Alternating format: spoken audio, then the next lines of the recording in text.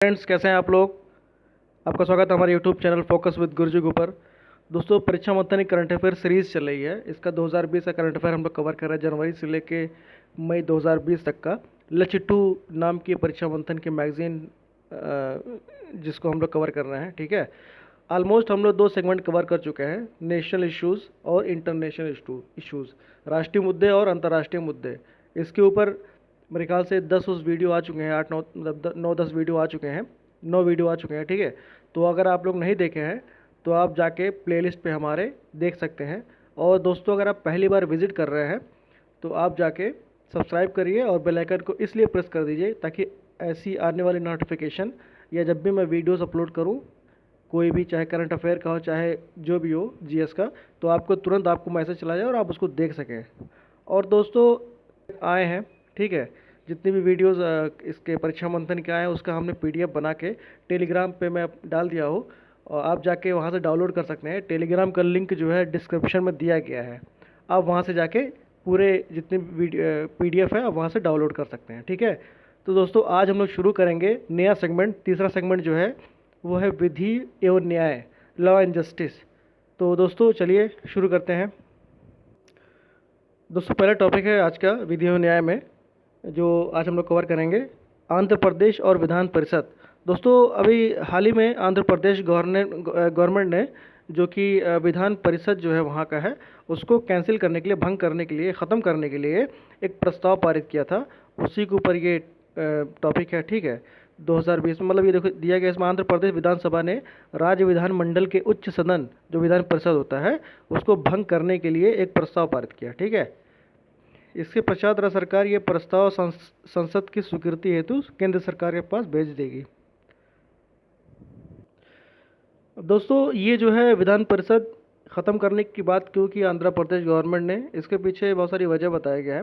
सबसे पहली बात तो ये दोस्तों, इसके साथ इन्होंने अपने यहाँ की 3 राजधानी भी बनाई है। आंध्र प्रदेश गवर्नमेंट ने 3 राजधानियाँ, जैसे पहली जो राजधानी है वो इनकी कार्यकारी राजधानी है विशाखापट्टनम, जहाँ पे एग्जीक्यूटिव पूरा काम होगा, ठीक है। दूसरी विधायी राजधानी है लेजिस्लेटिव, ठीक है, जो भी उससे रिलेटेड काम होगा वो अमरावती बनाया गया। और तीसरी जो है वो कुर्नूल बनाया गया है न्यायिक राजधानी, ठीक है। दोस्तों, ये क्वेश्चन आ सकता है, पूछ सकता है, अभी हाल ही में कौन से राज्य ने अपने यहाँ 3 राजधानी बनाया है, तो आंध्र प्रदेश है, ठीक है। अब दोस्तों, आंध्र प्रदेश ने इसको इसलिए कहा कि क्योंकि अभी नई नई नई क्या नाम है ये अलग हुआ है, और इसकी राजधानी 3 जगह इसलिए बनाई है कि हम एक जगह को डेवलप नहीं कर सकते हैं, हम 3 ही जगहों को एक साथ लेकर चलेंगे और 3 जगह को डेवलप करेंगे, ठीक है। इसलिए अलग अलग क्षेत्र को राजधानी बनाया है, ठीक है। अब दोस्तों, यही है इसके अंदर बहुत, हाँ, ये पॉइंट हो सकता है कि दोस्तों विधान परिषद कौन कौन से स्टेट में है, ठीक है, ये इंपॉर्टेंट है। तो दोस्तों, विधान परिषद जो है फिलहाल 6 राज्यों में है, जिसमें आंध्र प्रदेश, बिहार, कर्नाटक, महाराष्ट्र, तेलंगाना और उत्तर प्रदेश। ये क्वेश्चन आ सकता है और आया भी है, ठीक है। फिलहाल 6 राज्यों में है। जम्मू कश्मीर में था तो दोस्तों वहाँ पे वो लेजिस्लेटिव केंद्र शासित प्रदेश हो गया, तो वो ख़त्म हो गया वहाँ पे, ठीक है। अभी फ़िलहाल 6 राज्य जो हैं आंध्र प्रदेश, बिहार, कर्नाटका, महाराष्ट्र, तेलंगाना और उत्तर प्रदेश है, ठीक है। आगे चलते हैं दोस्तों, दूसरा टॉपिक है। देखिए, एक चीज़ और है दोस्तों, इसमें विधान परिषद की जो संरचना होती है, मतलब इसको जो है इसमें जो दोस्तों ये बताया गया है कि इसकी जो ओरिजिन होता है, मतलब इसको अगर किस आर्टिकल के तहत इसको जो है, मतलब इसको बना सकते हैं और इसको ख़त्म कर सकते हैं। तो 168 से लेकर 212 तक इसके बारे में बताया गया है। इसमें क्या है दोस्तों, छठे भाग में दिया गया है संविधान के 6 पार्ट में, ठीक है। आर्टिकल 168 से 212 तक इसमें दोनों सदनों के गठन, कार्यकाल, नियुक्ति और चुनाव विशेषाधिकार और शक्तियों की व्याख्या की गई है, ठीक है। आगे बढ़ते हैं। आगे दोस्तों है निजी संपत्ति का मानव अधिकार। दोस्तों, आपको पता है कि जो राइट टू प्रॉपर्टी था, हमारा मूल अधिकार, उसको 44वें संशोधन में संशोधित करके जो है उसको कानूनी अधिकार बना दिया गया था, ठीक है। मूल अधिकार अब वो नहीं रहा। आर्टिकल 300 जो ए के तहत आर्टिकल 300 ए को उसको रख दिया गया था, ठीक है। वो कानूनी लेजिस्लेटिव जो है, मतलब लीगल राइट बना दिया गया था। तो उसी के ऊपर है दोस्तों, निजी संपत्ति एक मानव अधिकार है। अब हाल ही में दोस्तों सर्वोच्च न्यायालय द्वारा एक फैसला दिया गया, उस फैसले में दोस्तों निजी संपत्ति को मानवाधिकार घोषित कर दिया गया। ठीक है, देखिए 44 अमेंडमेंट किया गया था जिसके तहत इसको हटा दिया गया था, कानूनी अधिकार बना दिया गया था। इसमें एक याचिका दाखिल की गई थी दोस्तों 1967 की हिमाचल प्रदेश सरकार द्वारा सड़क निर्माण के लिए अधिग्रहण प्रक्रियाओं के पालन किए बिना एक विधवा जो महिला थी 4 एकड़ जमीन उसकी अधिग्रहण कर ली गई थी। तो उसी के सिलसिले में सर्वोच्च न्यायालय ने ये जजमेंट दिया है। उसमें ये कहा गया कि सर्वोच्च न्यायालय ने कहा कि विधि द्वारा संचालित किसी लोकतांत्रिक व्यवस्था में राज्य विधि की अनुमति के बिना नागरिकों को उसकी संपत्ति से वंचित नहीं कर सकता है। ठीक है, ये कहा गया। और एक दोस्तों इसमें वर्ड और यूज़ किया गया एडवर्स पोजीशन। राज्य किसी भी नागरिक की संपत्ति पर एडवर्स पोजीशन के नाम पर अपने स्वामित्व का दावा नहीं कर सकता है।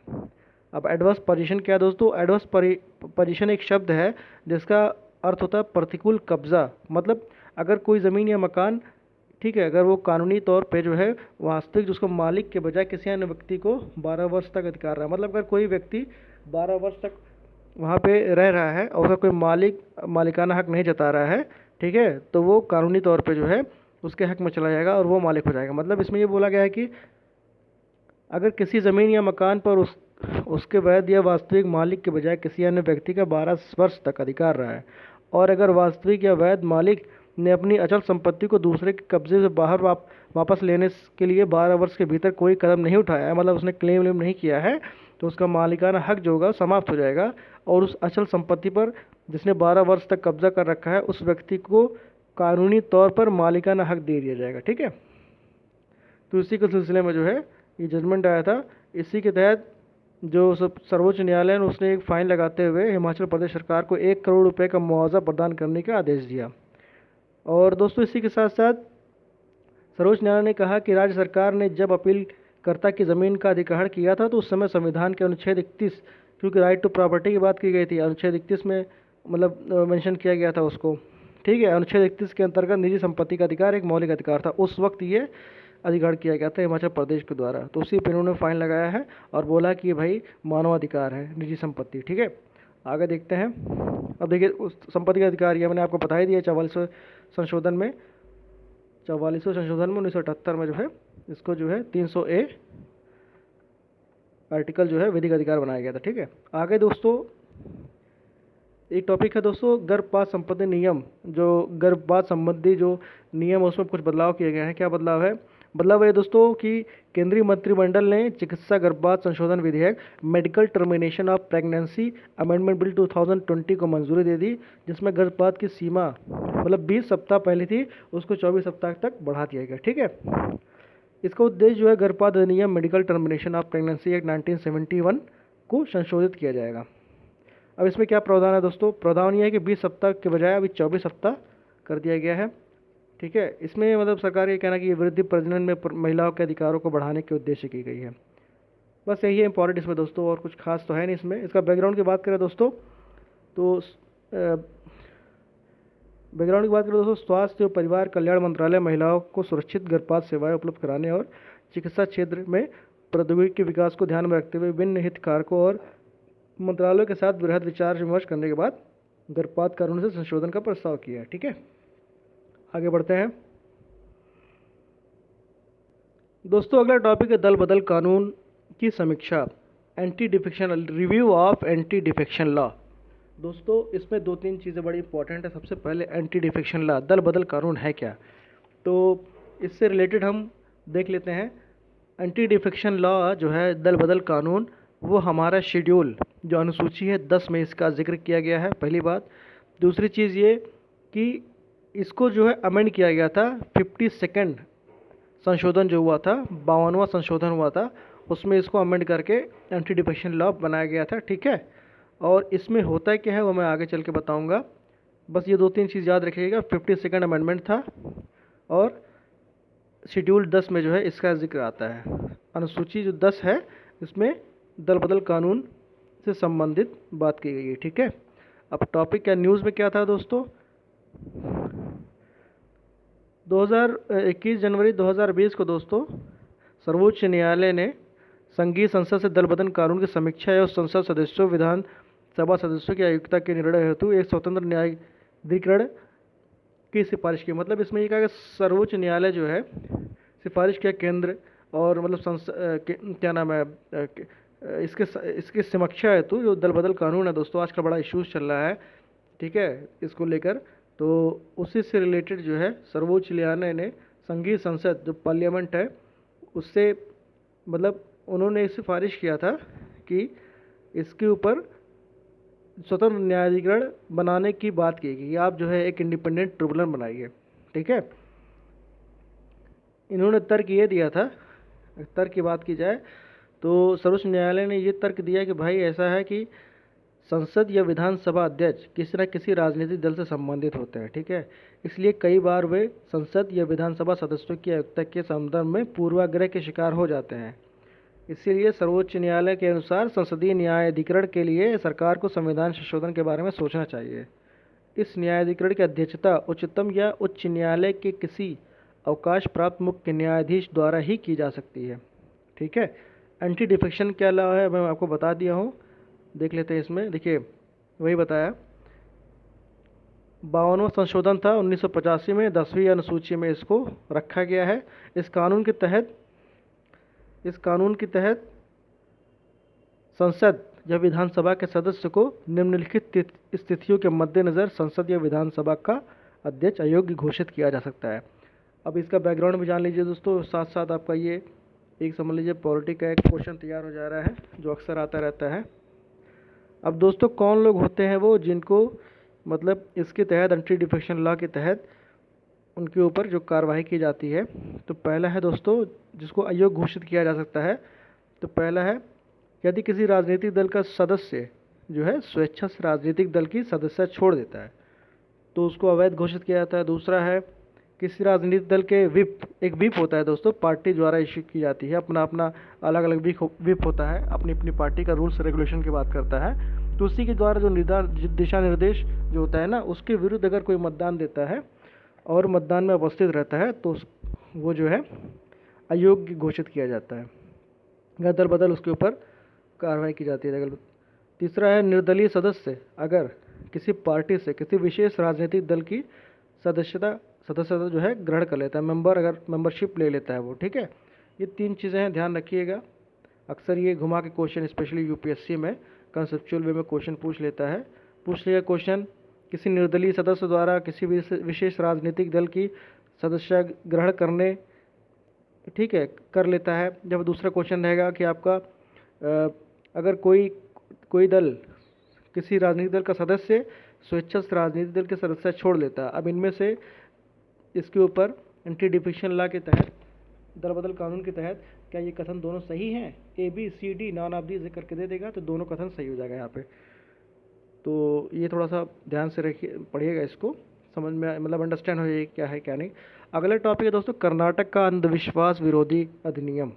इसमें क्या है, इसमें दोस्तों अंधविश्वास के अगेंस्ट में, अंधविश्वास जो वहाँ पे काम होते हैं उसके विरोध में एक वहाँ पे अधिनियम लाया गया, ठीक है। जो वहाँ पे इसका जो नाम दिया गया था मतलब अमानवीय प्रथाओं और काला जादू की रोकथाम और उन्मूलन अधिनियम 2017, Karnataka prevention and eradication of human evil practices and black magic act 2017, ठीक है। हम इंग्लिश में इसलिए बता दें दोस्तों, बहुत सारे लोग इंग्लिश और हिंदी में समझना चाहते हैं दोनों अंडरस्टैंडिंग, कि एक्चुअली क्या हो जाता है कभी कभी इसका ट्रांसलेशन गलत हो जाता है हिंदी में तो कंफ्यूज हो जाते हैं, तो इसलिए इंग्लिश और हिंदी में दोनों लेकर हम चल रहे हैं। तो दोस्तों इन्होंने जो है एक अधिनियम पारित किया, ठीक है, 2017। इसके तहत उन्होंने क्या है, राज्यपाल से अनुमति प्राप्त हुई थी, 2017 में पारित किया गया था। इसी को जो है 2020 में औपचारिक रूप से अधिनियम जो है बना दिया है कर्नाटक सरकार द्वारा। तो इसमें क्या है, इसमें यह कि मुख्य प्रधान जो समाज कल्याण विभाग द्वारा इसको संचालित किया जा रहा है, पहली चीज़। दूसरी चीज़ दोस्तों 16 प्रथाओं पर प्रतिबंध लगा दिया गया, ठीक है। अब 16 प्रथाओं में दोस्तों जो खास हैं, जैसे आग पर चलने के लिए मजबूर करना, दृष्टिगोषित उनकी पिटाई करना, महिलाओं के मासिक धर्म के दौरान पूजा घरों और घरों में उनकी आवाजाही पर प्रतिबंध लगाना, ये सब चीज़ें हैं, ठीक है। बानमती और माता तंत्र, ये क्या है दोस्तों, ये एक चीज़ मदर तंत्र, ठीक है। मध्य स्नान की प्रक्रिया को एक अधिनियम के तहत स्वैच्छिक कर दिया गया। अब मध्य स्नान क्या है इसमें दोस्तों, यदि ये दक्षिण में वर्ड यूज़ किया जाता है, दक्षिण कन्नड़ क्षेत्र में प्रचलित एक परंपरा है जिसमें श्रद्धालु अपनी मनोतियों को पूरा करने के लिए उच्च जातियों द्वारा खाए गए भोजनों के अवशेष को लूटते हुए स्नान करते हैं, ठीक है। ये सब चीज़ जो है दोस्तों यहाँ भरा गया। और इसके साथ साथ अधिनियम जो है ये न्यूनतम 1 वर्ष से अधिकतम 7 वर्ष तक के कारावास तथा 5,000 से 50,000 रुपये तक के जुर्माने के प्रावधान करता है। ठीक है, आगे चलते हैं। आगे है दोस्तों इंटरनेट का इस्तेमाल मौलिक अधिकार का अंग है, ये सर्वोच्च न्यायालय ने कहा है। वही जम्मू कश्मीर से रिलेटेड जो इशू है दोस्तों, वहाँ पे 370 जो है जब से वहाँ पे लग गया था तो उसके बाद इंटरनेट वहाँ बंद कर दिया गया था, तो उसी के ऊपर जजमेंट आया सर्वोच्च न्यायालय का कि ये जो है ये प्रत्यक्ष रूप से तो नहीं कम से कम, लेकिन हाँ उससे संबंधित जो है इसका ये मौलिक अधिकार का अंग है, इसको आप वो नहीं कर सकते हैं, मतलब हटा नहीं सकते हैं। ठीक है, देखिए इसमें क्या है इम्पोर्टेंट, इसमें है अनुच्छेद 19 के तहत इंटरनेट के एक सेकेंड देखिए, अनुच्छेद 19 के तहत इंटरनेट के इस्तेमाल को मौलिक अधिकार का हिस्सा बताते हुए शीर्ष अदालत ने जम्मू कश्मीर प्रशासन से इंटरनेट के निलंबन के सभी आदेशों की समीक्षा करने के लिए कहा। ठीक है, एक बेंच बनाई गई थी, पीठ ने कहा कि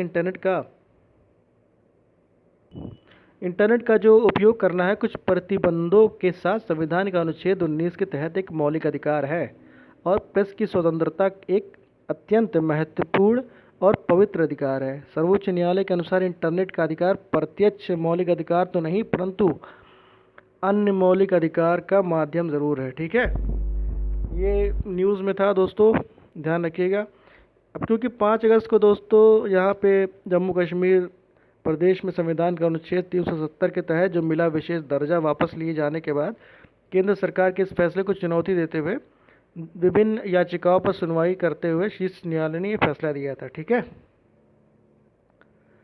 अब अनुच्छेद 19 क्या है, उसके अंदर आपको पता है 6 मौलिक अधिकार है, मतलब ठीक है, एक जो था राइट टू प्रॉपर्टी उसको हटा दिया गया था 1978 में 44वें संशोधन के तहत, तो वही है, सबको पता होगा, आपको भी पता होगा, देख लीजिए यहाँ पे।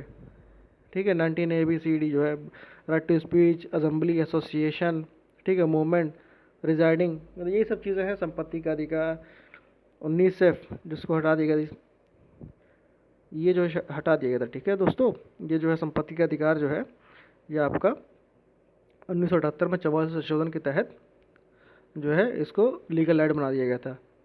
आगे चलते हैं, 22वें विधि आयोग की गठन को मिली मंजूरी। इसमें दोस्तों ये बताया गया कि लॉ कमीशन की बात की गई है, 22nd लॉ कमीशन को मंजूरी मिल गई है। ठीक है, वो जो है बनाया जाएगा। इसके पहले 21 जो लॉ कमीशन था, विधि आयोग था, वो 2018 को समाप्त हो गया था, 2015 से 2018 तक चला। अब ये जो 22वां है, क्वेश्चन पूछ सकता है हाल ही में लॉ कमीशन गठित किया गया, ये कौन सा कमीशन था, विधि आयोग, तो 22वां। ठीक है, तो इसमें है कि 22वां विधि आयोग के इसमें एक अध्यक्ष होते हैं पूर्णकालिक और 4 भी पूर्णकालिक सदस्य होते हैं। एक सदस्य सचिव सेक्रेटरी रहता है, सचिव सहित होते हैं, और कानूनी और विभागों के जो है इसमें सचिव और सदस्य होंगे। ठीक है, इसमें अधिकतम जो है दोस्तों 5 अंशकालिक सदस्य भी होंगे। अब इसमें दोस्तों इनकी कुछ रिस्पॉन्सिबिलिटीज़ हैं। ठीक है, इसमें रोल्स क्या हैं इनके, वही कानूनों की पहचान करना, जो गलत हो चुके हैं, जो अप्रासंगिक हो चुके हैं, उनको कोई आवश्यकता अगर नहीं है तो उसको निरस्त किया जा सके, नीति निर्देशक तत्वों के, ये सब चीज़ें वही कानूनी, न्यायिक और प्रशासन संबंधित किसी भी विषय पर सरकार का अपने विचार देना, ये सब चीज़ें हैं। इसका बैकग्राउंड की बात की जाए दोस्तों तो 1955 में दोस्तों प्रथम विधि आयोग का गठन किया गया था, इतना आप ध्यान रखिए बस। ठीक है, और इसका जो है मतलब सामान्यतः जो सुप्रीम कोर्ट के सेवानिवृत्त न्यायाधीश होते हैं या उच्च न्यायालय के मुख्य न्यायाधीश होते हैं, वो इसकी अध्यक्षता में इसका गठन होता है। ठीक है, आगे देते हैं। आगे है दोस्तों, आंध्र प्रदेश में अनुसूचित जनजातियों को 100% कोटा देने पर सर्वोच्च न्यायालय को आपत्ति। सर्वोच्च न्यायालय ने आपत्ति जताया है कि जो वहाँ की सरकार है आंध्र प्रदेश की, उन्होंने अनुसूचित जातियों को जो है 100% कोटा देने की बात की गई थी। ठीक है, आंध्र प्रदेश सरकार ने 1988 में अनुसूचित क्षेत्रों शेड्यूल एरियाज़ में अनुसूचित जनजाति के उम्मीदवारों को शिक्षक पदों पर 100% आरक्षण देने का निर्णय लिया था।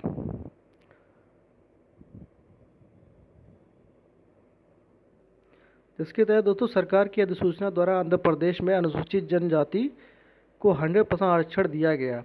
इसी बात पर आपत्ति करते हुए सर्वोच्च न्यायालय द्वारा संविधान पीठ का गठन किया गया था, कॉन्स्टिट्यूशनल बेंच बनाया गया था दोस्तों। ठीक है, कॉन्स्टिट्यूशनल बेंच क्या होता है? संविधान के अनुच्छेद 145 में इसका जिक्र किया गया है। अनुच्छेद 45 सबसेक्शन 3 के में इसका जिक्र किया गया है।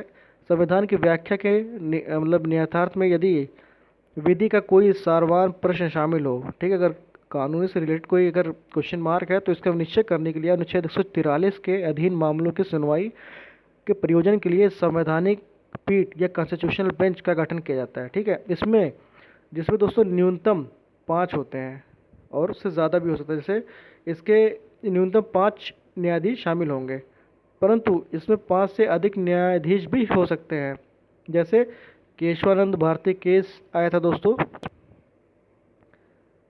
केशवानंद केस आया था, उसमें 13 जो है न्यायाधीश थे। अब दोस्तों केशवानंद भारती केस जो किससे रिलेटेड है, किससे संबंधित है, आप प्लीज़ कमेंट में बताइए हमको। ठीक है, अब दोस्तों सुप्रीम कोर्ट ने आपत्ति क्या जताई थी, इसमें आधार ये बनाया था कि इसमें जो न्यायाधीश रहे हैं, ठीक है, बहुत सारे अरुण मिश्रा, इंदिरा बनर्जी, विनीत शरण, ठीक है, ये सब लोगों ने ये बताया, इस फैसले पर ऐतराज जताया कि 100% कोटा जो है छात्रों या शिक्षकों को लाभ पहुंचाएगा तथा आंध्र प्रदेश से इस बाबत पर यह पता लगाने हेतु अधिक अध्ययन करने की मांग की, जो ये प्रदर्शित करे कि आरक्षण के लाभ समाज की ज़रूरतमंदों तबके को मिल पाया या कि नहीं। ठीक है, ये बताया उन्होंने। अगला टॉपिक है दोस्तों सार्वभौमिक विवाह योग्य आयु निर्धारण संबंधी कार्यदल। इसमें क्या है, इसमें दोस्तों इसमें ये दिखाया गया मतलब सार्वभौमिक विवाह योग्य आयु निर्धारण संबंधी कार्यदल, task force of determination of universal marriageable act, केंद्र सरकार द्वारा हाल ही में दिल्ली उच्च न्यायालय में सार्वभौमिक विवाह योग्य आयु के प्रश्न पर दायर एक याचिका को संज्ञान में लेकर इस विषय पर गहन विश्लेषण हेतु एक विशेष कार्यदल का गठन किया। ठीक है, इसमें ये बताया गया दोस्तों कि 6 माह के भीतर अपनी सिफारिशें सरकार को प्रस्तुत करेगा ये दल। इसमें ये है क्या, ये है दोस्तों बजट भाषण के दौरान जो हमारे वित्त मंत्री ने सार्वभौमिक विवाह योग्य आयु के विषय पर चर्चा करते हुए कहा कि 1978 में पूर्ववर्ती शारदा अधिनियम द्वारा निर्धारित विवाह योग्य आयु की 14 वर्ष से बढ़ाकर 18 वर्ष जो कर दिया गया था, ठीक है, उसी से रिलेटेड जो है यह है कि इसका निर्धारित किया जाए कि आयु कितनी होनी चाहिए। आधुनिक समय में सामाजिक, राजनीतिक तथा आर्थिक स्तर पर भारत तेजी से प्रगति कर रहा है। उच्च शिक्षा तथा करियर निर्माण के क्षेत्रों में महिलाओं के लिए नए अवसर सृजित हो रहे हैं।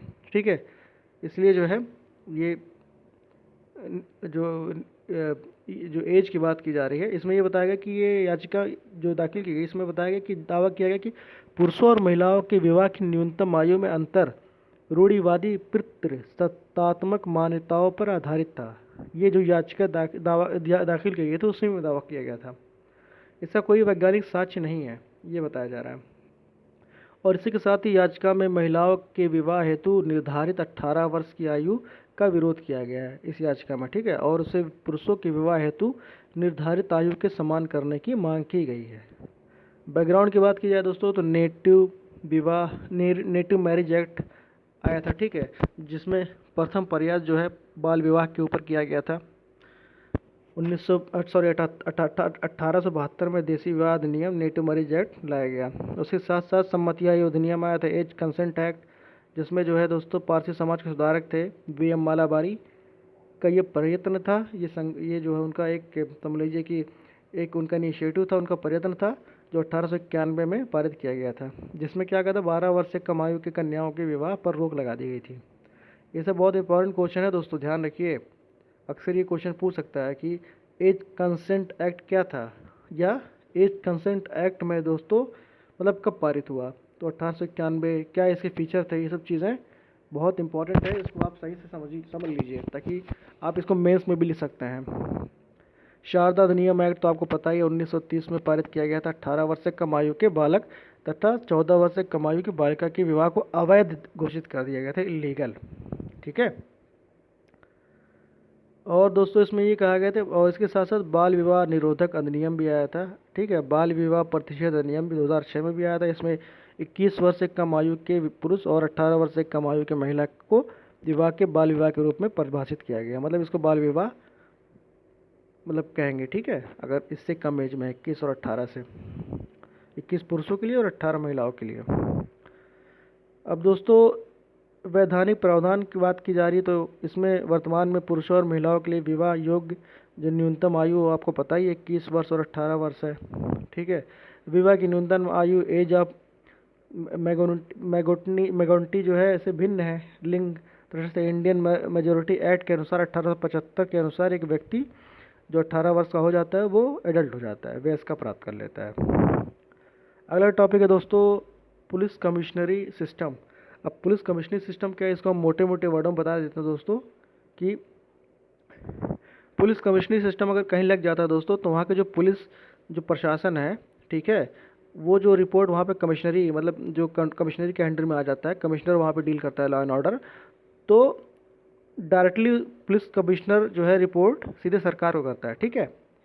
पहले मतलब ये होता कि जहाँ पुलिस कमिश्नरी सिस्टम नहीं है वहाँ पे लॉ एंड ऑर्डर पुलिस का जो प्रशासन और लॉ एंड ऑर्डर की बात होती है वो रिपोर्टिंग जिलाधिकारी को किया जाता है, लेकिन पुलिस कमिश्नरी सिस्टम में सीधे जो है सरकार को किया जाता है। अब देखते हैं क्या है, हाल ही में उत्तर प्रदेश सरकार ने राज्य के 2 महानगरों लखनऊ और नोएडा में पुलिस कमिश्नरी प्रणाली लागू करने की घोषणा कर दी है, ठीक है। इसमें क्या है, इस प्रणाली में दोस्तों प्रत्येक बल का नेतृत्व एडिशनल डायरेक्टर जनरल स्तर का ऑफिसर करेगा। आगे देखते हैं। अब पुलिस कमिश्नरी है क्या, मैं आपको बता दिया हूँ पहले ही कि पुलिस कमिश्नरी सिस्टम का अभिप्राय उस क्षेत्र से होता है जहाँ की निगरानी पुलिस कमिश्नर द्वारा की जाती है, ठीक है, इतना आप जान लीजिए बस। ना कि पुलिस अधीक्षक, एसपी नहीं करता वहाँ पुलिस कमिश्नर करता है। महानगर जो होते हैं वहाँ पे ही ज़्यादातर जो है पुलिस कमिश्नरी लगाया जाता है। और इसी के साथ साथ पुलिस राज्य सूची का विषय होता है दोस्तों, आपको पता ही है 3 सूची होती है, सेंटर लिस्ट, स्टेट लिस्ट और आपका कांकरेज लिस्ट, मतलब संघ सूची, राज्य सूची और समवर्ती सूची, ठीक है। अब आप कमेंट में बताइए दोस्तों जो हमारा ये संघ सूची है उसमें कितने विषय हैं और जो राज्य सूची है उसमें कितने विषय हैं और साथ ही साथ समवर्ती सूची जो है उसमें कितने विषय हैं, ठीक है, या मुझे कमेंट में बताइए। तो दोस्तों यही है, ठीक है। अब इसमें आगे हम इसमें ये है कि जनसंख्या घनत्व के अधिक होने के साथ साथ कानून व्यवस्था की स्थिति और आपराधिक तरीकों को जटिल होने पर राज्य सरकार कमिश्नरी व्यवस्था लागू करने का निर्णय ले लेती है, ठीक है। जैसे मुंबई और दिल्ली की जो है व्यवस्था वो कमिश्नरी व्यवस्था है, उसका जो अध्यक्षता जो होता है वो डीजी रैंक के ऑफिसर द्वारा की जाती है। और अन्य शहरों की कमिश्नरी व्यवस्था जो होती है वो कई अन्य शहरों की कमिश्नरी व्यवस्था एडीजी रैंक ऑफिसर तथा छोटे शहरों की आईजी रैंक या डीआईजी रैंक के ऑफिसर द्वारा की जाती है, ठीक है। इसमें दोस्तों कमिश्नरी व्यवस्था में जो है डीजी रैंक, जो डीजी रैंक ऑफिसर का ऑफिसर होता है वो पुलिस कमिश्नर होता है, जबकि एसपी जो होता है उसको डिप्टी पुलिस कमिश्नर, ठीक है, और डीआईजी को एडिशनल पुलिस कमिश्नर और आईजी को जॉइंट पुलिस कमिश्नर के नाम से जाना जाता है। अब ये व्यवस्था दोस्तों कैसे भिन्न है, इसमें है दोस्तों पुलिस व्यवस्था जो है पुलिस अधिनियम 1861, पुलिस एक्ट 1861 पर आधारित है। इस व्यवस्था में जिले की सारी शक्ति जो है जिलाधिकारी में निहित होती है तथा पुलिस अधीक्षक जिलाधिकारी को रिपोर्ट करता है। धारा 144 लागू करना, गिरफ्तारी रोकने के आदेश देना आदि ये सारी शक्तियाँ जिलाधिकारी में निहित होती है। इसे पुलिस प्रशासन द्वारा द्वैतंत्र कहते हैं, ठीक है, ये है। लेकिन कमिश्नरी प्रणाली में अलग चीज़ है। कमिश्नरी प्रणाली में ये होता है पुलिस कमिश्नर जिलाधिकारी को रिपोर्ट नहीं करता है, इतना ध्यान रखिए आप, बस सीधे सरकार को रिपोर्ट करता है, बस यही है, ठीक है। आगे चलते हैं। देखिए एक चीज़ और भी है दोस्तों, इसमें जो देश के बिहार, मध्य प्रदेश, जम्मू कश्मीर के केंद्र शासित तथा कुछ उत्तर पूर्व के राज्यों को छोड़कर लगभग सभी राज्यों में पुलिस कमिश्नरी व्यवस्था लागू है, ठीक है। आगे देखते हैं दोस्तों, आगे है इसमें प्रमोशन की बात की जा रही है कि प्रमोशन में रिजर्वेशन की बात की जा रही है। Reservation in promotion is not a fundamental right, supreme court ने कहा है। प्रोन्नति में आरक्षण मूल अधिकार नहीं है। इसमें क्या, सर्वोच्च न्यायालय ने अपने हाल के एक फैसले में कहा कि राज्य सरकारें नियुक्तियों तथा प्रोन्नतियों में आरक्षण प्रदान करने हेतु बाध्य नहीं है, ठीक है, तथा प्रोन्नतियों में आरक्षण की मांग मूल अधिकार में शामिल नहीं है, ठीक है। इसमें क्या, आरक्षण में संबंध जो है संवैधानिक प्रावधान क्या है कि आरक्षण की बात आपको पता ही किसमें की जाती है, आर्टिकल 16 में। अब 16 किस में आता है दोस्तों, राइट टू इक्वलिटी में, ठीक है। राइट टू इक्वलिटी में समता की समानता की बात की जा रही है, उसमें आर्टिकल 16 का सबसेक्शन 4 है, आर्टिकल अनुच्छेद 14(4) सॉरी अनुच्छेद 16(4) जो है, अनुच्छेद 16(4) में क्या है, राज्यों को किसी पिछड़े वर्ग से संबंधित नागरिकों के पक्ष में नियुक्ति या सरकारी पदों पर आरक्षण प्रदान करने का प्रावधान किया गया है। दोस्तों अनुच्छेद 16 की अगर बात की जा रही है तो आपको पता होगा उसमें कमीशन आता, मंडल कमीशन। अब मंडल कमीशन किस पर आधारित था वो आप कमेंट करके बताइए। इसमें ये प्रावधान दिया गया था कि दोस्तों, एक सेकंड, इसमें प्रावधान दिया गया था दोस्तों कि मतलब जिससे राज्य सरकार के मतानुसार निर्दिष्ट राज्य के तहत सरकारी सेवा में समुचित प्रतिनिधित्व नहीं दिया है। ठीक है, इसमें सब कोई बात ऐसी बात नहीं की गई थी। 77वां जो संविधान संशोधन था, मतलब इसको समझ गए कि नहीं, मतलब अनुच्छेद 16(4) के मुताबिक राज्यों को किसी पिछड़े वर्ग से संबंधित नागरिकों के पक्ष में नियुक्तियों या सरकारी पदों पर आरक्षण प्रदान करने का प्रावधान किया गया है। ये तो है जिसे राज्य सरकार के मतानुसार निर्दिष्ट राज्य के तहत सरकारी सेवाओं में समुचित प्रतिनिधित्व नहीं दिया गया है, इसकी बात करता है। ठीक है, 77 जो संविधान संशोधन था, अनुच्छेद 16 में एक नया क्लॉज जोड़ा गया 4A, जिसके तहत अनुसूचित जाति एवं अनुसूचित जनजाति कर्मचारियों को प्रोन्नति के मामले में आरक्षण प्रदान करने हेतु राज्य सरकार को प्रावधान करने की शक्ति प्रदान करता है। मतलब राज्य सरकार अगर चाहे तो उसको प्रोन्नति में आरक्षण दे सकता है। ठीक है, यदि राज्य सरकार ये महसूस करे कि उन्हें सरकारी सेवाओं में पर्याप्त रूप से प्रतिनिधित्व नहीं मिला है। ठीक है, अगला है दोस्तों इसी में 16(4) आपको बताया ही है। इसमें क्या है, 16(4) और 16(4) किसी व्यक्ति की प्रोन्नति के मामले में आरक्षण का मूल अधिकार प्रदत्त नहीं करता है। उपरोक्त अनुच्छेद राज्यों में सिर्फ अनुसूचित जाति तथा अनुसूचित जनजाति के पक्ष में नियुक्ति और प्रोन्नति के मामले में आरक्षण देने की शक्ति प्रदान करते हैं, यदि राज्य के मतानुसार इन्हें उस राज्य की सरकारी सेवाओं में समुचित प्रतिनिधित्व नहीं मिला है। ठीक है, आगे चलते हैं। अगला टॉपिक दोस्तों, सूचना का अधिकार अधिनियम 2005 के तहत नहीं प्राप्त किए जा सकते। इसमें दोस्तों हम आपको मोटा मोटा ये बता देते हैं, एक सेकंड। इसमें दोस्तों क्या है कि जो राइट टू इन्फॉर्मेशन के तहत आरटीआई आप दाखिल करते थे तो 2005 के तहत, जिसमें आपको बहुत सारी इन्फॉर्मेशन मिल जाता है, लेकिन सुप्रीम कोर्ट ने ये कहा, एक बेंच ने, कि जो न्यायिक दस्तावेज हैं, ठीक है, वो जो है 2005 आरटीआई जो सूचना अधिकार अधिनियम 2005 के तहत आप जो है नहीं ले सकते हैं, आप ये जानकारी नहीं ले सकते हैं। ठीक है, क्योंकि इसने ये बताया, सर्वोच्च न्यायालय ने ये बताया कि इसके तर्क ये दिया गया है दोस्तों कि सबसे पहले ये जान लीजिए कि जो ये कॉन्स्टिट्यूशनल बेंच था, ठीक है, जो ये पीठ थी, ने ये फैसला दिया कि न्यायिक दस्तावेज जैसे निर्णय की कापी, याचिकाओं संबंधी जानकारी को सूचना अधिकार अधिनियम 2005 के अंतर्गत नहीं आते हैं। ठीक है, अब इसमें क्या था, ये इसमें है मुख्य सूचना आयुक्त बनाम गुजरात उच्च न्यायालय, ये जो केस था इसके अंतर्गत इस फैसले में सर्वोच्च न्यायालय ने कहा कि न्यायालय के दस्तावेजों की प्रमाणित प्रतियां प्राप्त करने के लिए न्यायालय के नियमों के अनुसार आवेदन किया जाना चाहिए। मतलब ये जो है राइट टू इन्फॉर्मेशन 2005 वाला जो है, ठीक है, आरटीआई के तहत नहीं आता। आपको अलग से जो सर्वोच्च न्यायालय के तहत जो न्यायालय के नियम है उसके तहत आप आवेदन करिए तो आप जानकारी ले सकते हैं। उसका नियम का है जो नंबर 151। सर्वोच्च न्यायालय ने अपने निर्णय में गुजरात उच्च न्यायालय के नियम 151 की व्याख्या को कायम रखा, जिसके अनुसार निर्धारित फीस के साथ आवेदन दाखिल करने पर आवेदनकर्ता को दस्तावेजों, निर्णयों आदि की प्रतियां प्राप्त करने का अधिकार है। ठीक है बस इतना जानिए दोस्तों, इंपॉर्टेंट है। आगे है दोस्तों सर्वोच्च न्यायालय का अग्रिम जमानत पर निर्णय। इसमें क्या बताया कि हाल ही में सुप्रीम कोर्ट ने एक असंवैधानिक पीठ ने एक निर्णय दिया जिसके अनुसार अग्रिम या पूर्व गिरफ्तार जमानत की सुरक्षा किसी भी समय सीमा तक सीमित नहीं हो सकती है। ठीक है, क्योंकि स्वतंत्र और लोकतांत्रिक देश में व्यक्तिगत स्वतंत्रता जैसे मूल अधिकार से वंचित करना उचित नहीं है।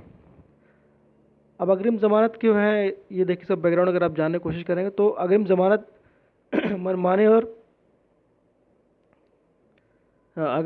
मनमाने और झूठे मामलों को रोकने के लिए किया गया है। एक ऐसा प्रावधान है जिसके संबंध व्यक्तिगत स्वतंत्रता भारतीय संविधान के अनुच्छेद 21 से है।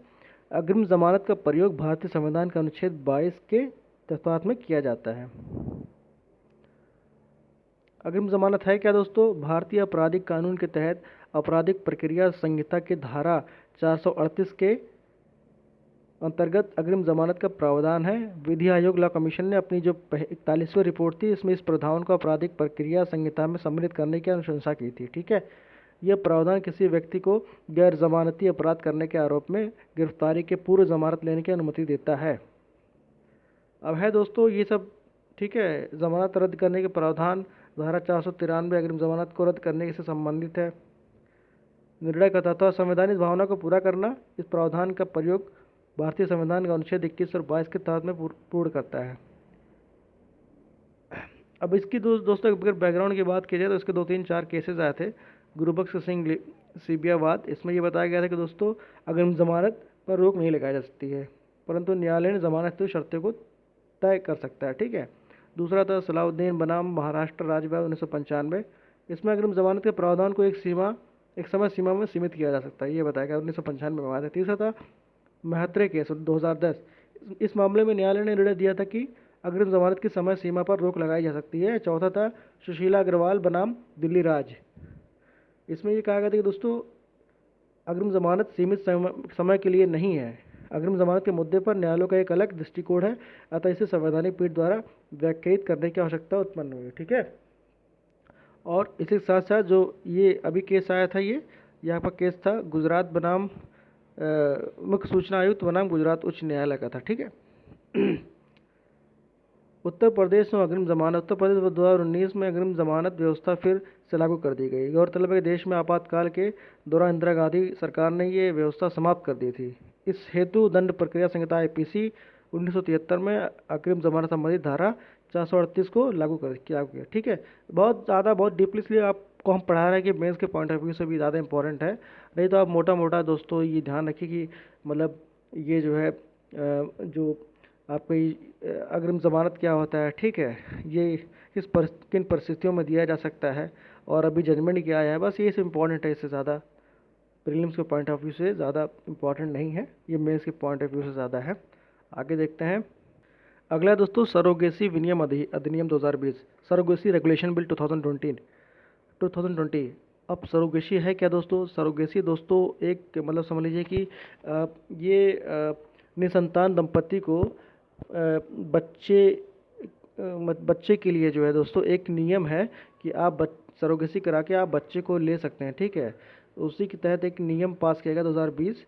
ठीक है। इसमें क्या गया है, 2020 में केंद्रीय मंत्रिमंडल ने सरोगेसी की प्रक्रिया को विनियमित करने से संबंधित सरोगेसी विनियमन विधेयक 2020 को मंजूरी दे दी है। ठीक है। इसमें क्या है, इसका उद्देश्य जो है दोस्तों व्यवसायिक जो सरोगेसी पर प्रतिबंध है, जो कमर्शियल काम करते हैं गलत तरीके से, उसके ऊपर बैन किया गया और परोपकारी सरोगेसी को अनुमति देना है। ये नया विधेयक है दोस्तों 2019 में लोकसभा से पारित हो गया था।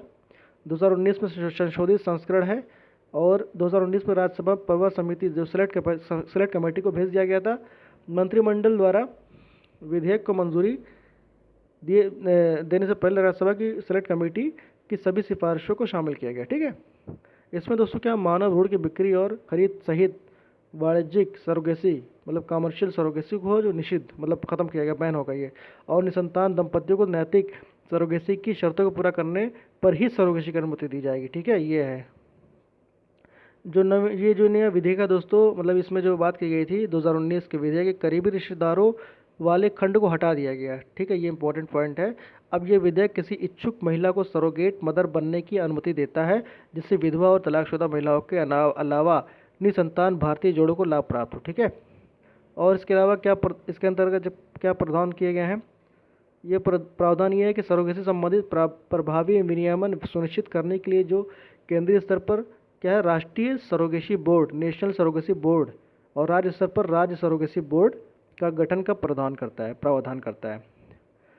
इसमें क्या है दोस्तों, इसमें जो इच्छुक भारतीय मतलब ये सिर्फ और सिर्फ भारतीयों के लिए, ठीक है, मतलब फॉरेनर के लिए नहीं है।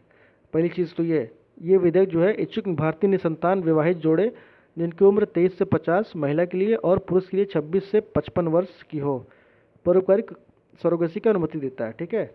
दूसरा है, यह विधेयक जो है दोस्तों सरोगेसी क्लिनिकों को विनियमित करने का प्रयास भी करता है।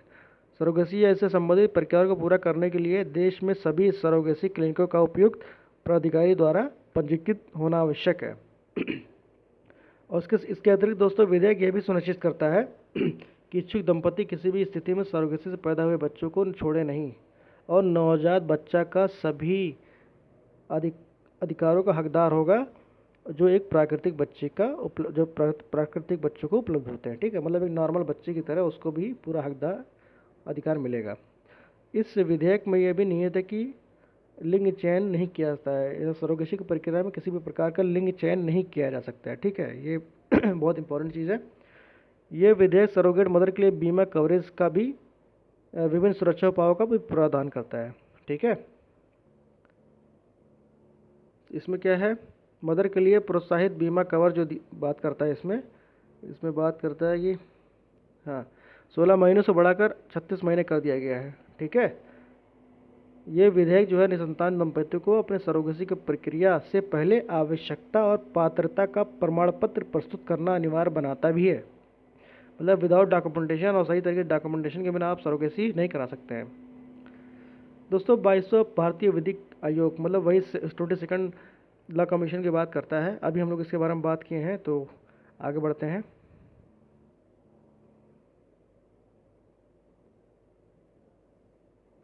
दोस्तों एक टॉपिक ये है कि बलात्कार पीड़िता नाबालिग पर उच्च न्यायालय का फैसला, high court ruling on minor rape victims. ठीक है, इसमें दोस्तों ये बताया गया है कि 2020 को एक आदेश के तहत दिल्ली हाई कोर्ट ने राम मनोहर लोहिया अस्पताल के चिकित्सीय बोर्ड की मेडिकल रिपोर्ट के आधार पर एक बलात्कार पीड़िता नाबालिग लड़की के 24 सप्ताह तक के गर्भपात की अनुमति दे दी है। ठीक है, ये न्यूज़ में है। इसके अंतर्गत जो 16 वर्षीय बलात्कार पीड़ित बालिका को उसके माता पिता के साथ बंद कमरे में विचार विमर्श के बाद सुनाया गया, और इसी के साथ साथ दोस्तों मेडिकल बोर्ड स्थापित करने का भी आदेश दिया गया। ठीक है, स्थिति को जांच करने के लिए। और इस परिप्रेक्ष्य में हाई कोर्ट ने भी पीड़ित लड़की को बचाने हेतु 24 घंटे के भीतर शल्य क्रिया के द्वारा गर्भ को समाप्त करने का आदेश दिया। ठीक है, मतलब ठीक है दोस्तों ये इम्पोर्टेंट बहुत ज़्यादा है, ये इम्पोर्टेंट है दोस्तों। जो हैंडीकैप फिजिकली हैंडीकैप्ड है उनको 3% कोटा दिया गया है सार्वजनिक उपक्रम में, जो भी उपक्रम है सार्वजनिक, ठीक है, वहाँ पे जो है 3% रिजर्वेशन की बात की गई है। ठीक है, कि इंक्लूड फिजिकली हैंडीकैप के लिए जो दिव्यांग लोग हैं उनको प्रोन्नति के, मतलब इसमें ये बोला गया कि हाल ही में देश में विकलांग को राहत प्रदान करने के लिए एक कदम के तहत सुप्रीम कोर्ट ने विकलांगों को सार्वजनिक उपक्रमों के प्रोन्नति के संदर्भ में 3% आरक्षण प्रदान करने का आदेश दिया गया। ठीक है, ये बस ध्यान रखिए इसमें।